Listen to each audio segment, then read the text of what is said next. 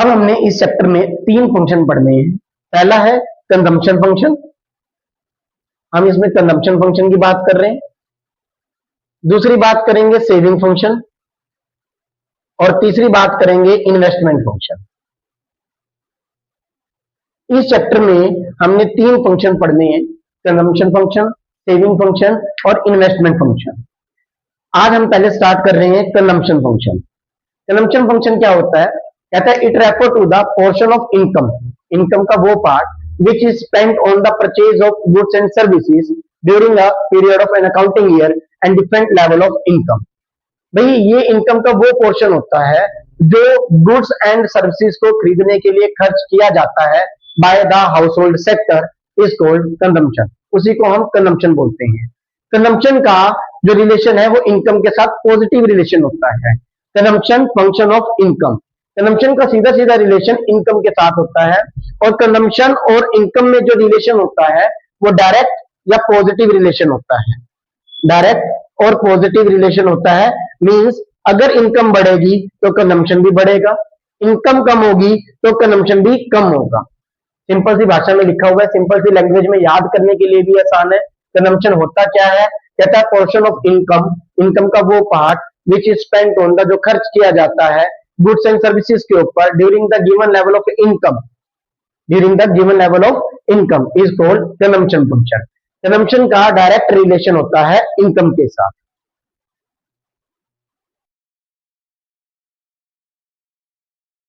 Consumption और income में direct relation होता है और इसी डायरेक्ट रिलेशन को एक शेड्यूल के द्वारा समझते हैं।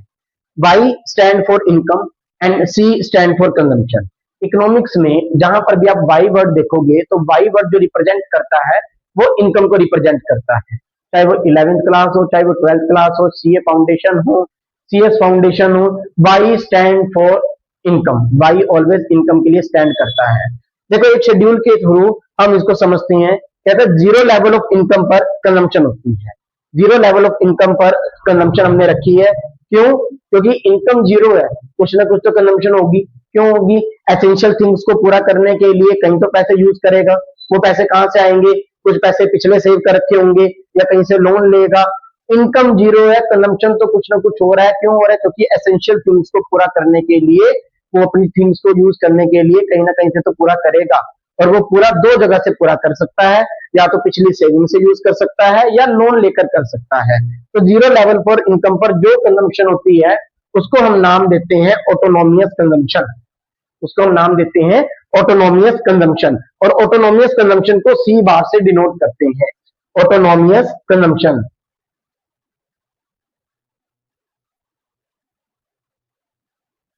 ऑटोनोमियस कंजम्पशन को C बार से डिनोट करते हैं और ये कब होगी? जीरो लेवल पर इनकम पर जो कंजम्पशन होती है उसको ऑटोनोमियस कंजम्पशन बोलते हैं। अब मैंने इनकम को जीरो से 100 कर दिया और वैसे ही मेरी कंजम्पशन भी 40 से 120 हो गई। ऐसे ही इनकम को मैंने 100 रुपए से और बढ़ाया, 100 से 200 इनकम होगी, वैसे ही मेरी कंजम्पशन भी 120 से 200 होगी। तो यहां से आप देख पा रहे हैं जैसे जैसे आपकी कंजम्पशन बढ़ रही है, इनकम बढ़ रही है, वैसे वैसे आपकी कंजम्पशन भी बढ़ रही है। इनकम और कंजम्पशन में पॉजिटिव रिलेशन के साथ साथ ये ध्यान में रखना है कि इनकम और कंजम्पशन में कांस्टेंट रेट से पॉजिटिव रिलेशन होता है, कांस्टेंट रेट से। अगर मैंने इनकम को 100 से इंक्रीज किया है, 100 से इंक्रीज किया है, तो कंजम्पशन को 80 से इंक्रीज किया है। तो कांस्टेंट रेट से रिलेशन में इंक्रीज हो रहे हैं इनकम और कंजम्पशन में। जीरो लेवल ऑफ इनकम पे जो कंजम्पशन होती है उसको ऑटोनोमियस कंजम्पशन बोलते हैं, और जहां पर y is equal to C हो रहा है, दैट लेवल ऑफ इनकम, जहां पर y is equal to C आता है, income is equal to consumption आता है, इस पॉइंट को बोलते हैं ब्रेक इवन पॉइंट। इस पॉइंट को हम नाम देते हैं ब्रेक इवन पॉइंट। अगर मैं इस शेड्यूल को डायग्राम में रिप्रेजेंट करूं, अगर मैं इस शेड्यूल को डायग्राम में रिप्रेजेंट करूं तो कैसे दिखेगा? ये कुछ इस तरीके से दिखेगा। ये एक्स एक्सिस हो गया, ये वाई एक्सिस हो गया। एक्स एक्सिस पे मैंने इनकम ली और वाई एक्सिस पे मैंने कंजम्पशन लिया, ओरिजिन हो गया। ठीक है बच्चे, और ये इनकम जो बनेगी ये 45 डिग्री ऑफ एंगल बनेगा ऑलवेज, 45 डिग्री ऑफ एंगल बनेगा ऑलवेज। ये क्या होती है? मेरी इनकम होती है। और कंजम्पशन, कंजम्पशन यहां से स्टार्ट कर रहे हैं, क्यों? क्योंकि ये जो लेवल ऑफ, ये पॉइंट है कौन सा? ये ऑटोनोमियस कंजम्पशन है। यहां से स्टार्ट किया, इसको कट करते हुए कंजम्पशन अपर की ओर गया, दैट इज द कंजम्पशन। ये जो यहां से लेके यहां तक का है, यहां से लेके यहां तक का जो पॉइंट है, इसको ऑटोनोमियस कंजम्पशन बोलते हैं। और जहां जिस पॉइंट पर इनकम और कंजम्पशन एक दूसरे को कट कर रहे हैं, ई पॉइंट पर कट कर रहे हैं, इसी पॉइंट को हम बोलते हैं ब्रेक इवन पॉइंट। इसी पॉइंट को हम ब्रेक इवन पॉइंट बोलते हैं। इस डायग्राम में मैं एक चीज और ऐड करता हूं।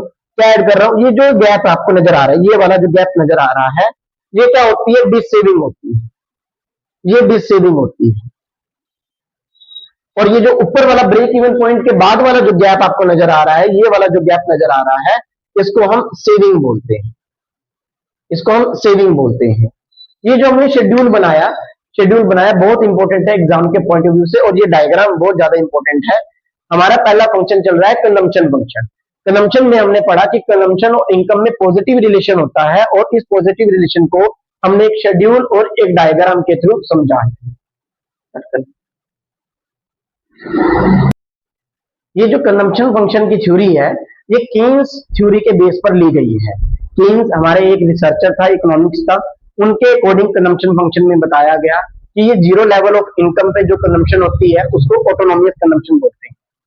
केन्स थ्योरी के बेस पर इस कंजम्पशन को डिफाइन किया गया। जीरो लेवल ऑफ इनकम पे जो कंजम्पशन होती है, उसको ऑटोनोमियस कंजम्पशन बोलते हैं।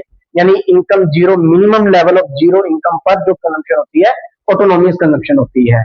इसके बाद अगर हम इसमें कंटिन्यू करें, तो कंजम्पशन फंक्शन के दो पार्ट होते हैं। कंजम्पशन फंक्शन के दो पार्ट होते हैं, उसको बोलते हैं प्रोपेंसिटी टू कंज्यूम। ये है तो पार्ट कंजम्पशन फंक्शन का ही, लेकिन इसको हम अलग से बता रहे हैं कि आपको समझ में जल्दी आ जाएगा। प्रोपेंसिटी टू कंज्यूम जो होता है, वो दो तरह का होता है। एक होता है एवरेज प्रोपेंसिटी टू कंज्यूम, जिसको हम एपीसी शॉर्ट में बोल देते हैं, एपीसी। और दूसरा होता है मार्जिनल प्रोपेंसिटी टू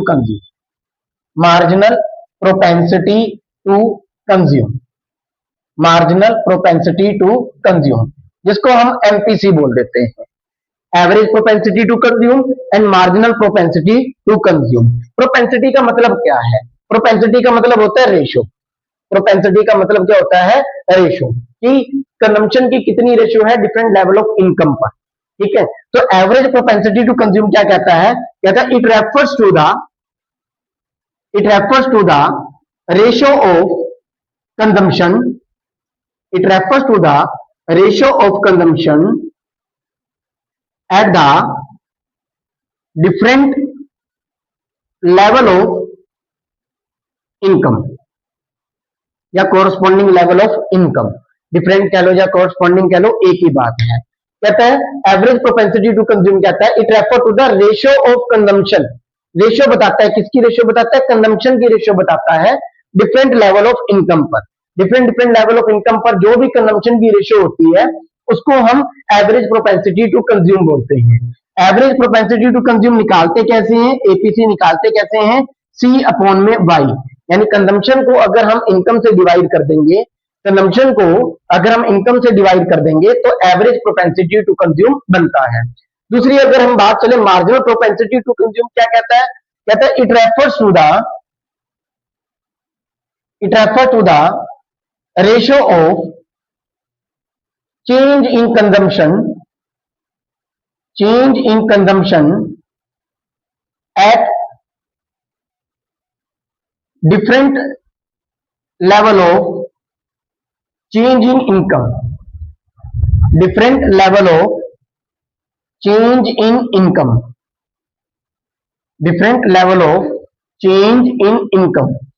ये मार्जिनल प्रोपेंसिटी टू कंज्यूम के बारे में हम पढ़ रहे हैं। मार्जिनल प्रोपेंसिटी टू कंज्यूम क्या? मार्जिनल का मतलब होता है एडिशनल, चेंज करना। भाई कंजम्पशन के चेंज हुआ, किसके कारण? इनकम के चेंज होने के कारण। भाई इनकम में कितना चेंज हुआ, उसके कारण कंजम्पशन में कितना चेंज हुआ, इज कॉल्ड मार्जिनल। तो यही डेफिनेशन बनी। It refers to the ratio of change in consumption. ये रेशियो ही है, लेकिन किसकी? चेंज इन कंजम्पशन की, at different level of change in income की। दोनों में सिर्फ एक वर्ड एक्स्ट्रा आया, change. Average propensity to consume भी रेशियो के बारे में बात करता है, मार्जिनल प्रोपेंसिटी टू कंज्यूम भी रेशियो के बारे में बात करता है। और एमपीसी निकालते कैसे हैं? Change of c divide by change of y. ये जो मैंने ट्राइंगल वर्ड यूज किया है, जो ट्राइंगल वर्ड लगाया है, दैट इज कॉल्ड चेंज। इसको हम क्या बोलते हैं? चेंज। भाई इनकम के चेंज होने से कंजम्पशन में कितना चेंज हुआ है, इनकम के चेंज होने से कंजम्पशन में कितना चेंज हुआ है, is called marginal propensity to consume. और इनकम के चेंज होने सॉरी यहाँ पर एपीसी कैसे निकालते हैं? Consumption divide by income. अगर कंजम्पशन को इनकम से डिवाइड कर दें तो एपीसी आता है। तो प्रोपेंसिटी टू कंज्यूम दो तरह का होता है, एक होता है एवरेज प्रोपेंसिटी टू कंज्यूम और एक होता है मार्जिनल प्रोपेंसिटी टू कंज्यूम। आगे अब इसको निकालते कैसे हैं ये देखते हैं।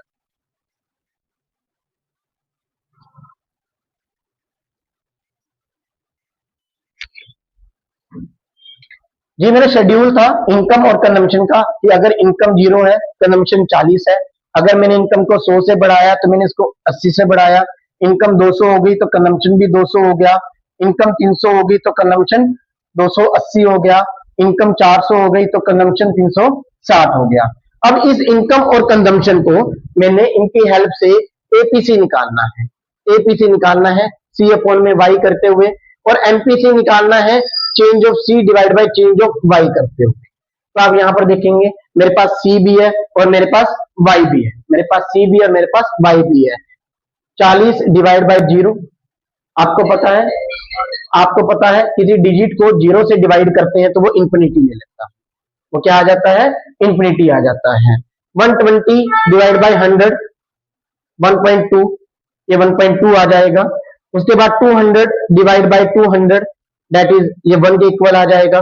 इसी तरह से 280 डिवाइड बाय 300 और 360 डिवाइड बाय 400, ये मेरे पास 0.93 और 0.90 ये आ जाता है। That is called APC. APC कैसे कैलकुलेट किया? सी को वाई से डिवाइड करते आता गया। जैसे आप देख रहे हैं, यहां पर भी आप देख रहे हैं, जैसे जैसे आपकी इनकम बढ़ रही है वैसे वैसे एवरेज प्रोपेंसिटी टू कंज्यूम कम होता जा रहा है, ये डिक्रीज जा रहा है। दैट मीन्स इनकम और एपीसी में, इनकम और एपीसी में इनवर्स रिलेशन है, उल्टा रिलेशन है कि अगर इनकम बढ़ेगी तो एपीसी कम होता स्टार्ट हो जाएगा। और एपीसी निकालते कैसे हैं? सी अपॉन में बाई करते हुए। आपको बिल्कुल आसान से समझ में आ रहा होगा कि 40 को मैंने 0 से डिवाइड किया, 120 को 100 से डिवाइड किया, 200 को 200 से डिवाइड किया, 280 को 300 से डिवाइड किया, 360 को 400 से डिवाइड किया। अब आगे इसी तरह से ही एमपीसी को निकालना सीखते हैं। एमपीसी कैसे निकालते हैं? Change of c divide by change of y. पहले तो यहाँ पे तो कोई चेंज ही नहीं हो रहा, हाइफन, ठीक है जी। दूसरा, अब ये देखो मेरी इनकम में कितना चेंज हो रहा है? 0 से 100 हो गई मेरी इनकम, 100 हो गई, 0 से 100 इनकम होगी तो इनकम में कितना चेंज हुआ? इनकम में चेंज हुआ 100, 100 में 100 का चेंज हुआ। और यहां पर देखो पहले कंजम्पशन कितना था? 40, अब कितना हो गया? 120। दोनों में कितने का चेंज आया? 80 का चेंज आया। इस तरीके से हम चेंज की वैल्यू निकालते हैं। पहले 0 इनकम थी, अब इनकम 100 हो गई, 0 से 100 हो गई तो यानी 100 की इनकम चेंज हुई। पहले कंजम्पशन 40 थी, अब 120 हो गई तो अब मेरी कंजम्पशन जो चेंज हुई वो 80 से चेंज हुई। दैट मीन्स कितना आ गया? 0.8 हो गया। तो हमारी जो इनकम थी वो तो 100 से ही चेंज हो रही थी और जो हमारा जो कंजम्पशन था वो 80 से ही चेंज हो रहा था। तो हर एक डिवीज में 80 अपॉन में 100, 80 अपॉन में 100, 80 अपॉन में 100। क्यों? क्योंकि इनकम और कंजम्पशन में कांस्टेंट रेट से रिलेशन था, कांस्टेंट रेट से, कि कांस्टेंट रेट से इंक्रीज हो रहे हैं, इनकम भी कांस्टेंट रेट से इंक्रीज हो रही है और कंजम्पशन भी कांस्टेंट रेट से इंक्रीज हो रही है। तो दोनों में चेंज भी तो कांस्टेंट ही आएगा। तो इसलिए तो चेंज मेरा 80 और 100 का चेंज आया, दैट मीन्स 0.8, 0.8, 0.8। तो एमपीसी भी तो कांस्टेंट रहेगा, एमपीसी भी तो कांस्टेंट रहेगा। तो यहां पर हमारे पास यहां पर 0 भी आ सकता है और आइफन भी आ सकता है। 0.80, 0.80, 0.80 और 0.80, 0.80 से हम इसको डिनोट करेंगे, 0.80 से। तो ये मेरे पास एमपीसी बनता है और ये मेरे पास एपीसी बनता है। एपीसी और एमपीसी को इस तरीके से कैलकुलेट करते हैं। जैसे कि हमने इनकम और कंजम्पशन का डायग्राम बनाया था, सेम एज एपीसी और एमपीसी का भी डायग्राम बनता है। ठीक है जी, थैंक यू। लाइक करना, शेयर करना और सब्सक्राइब करना, थैंक यू।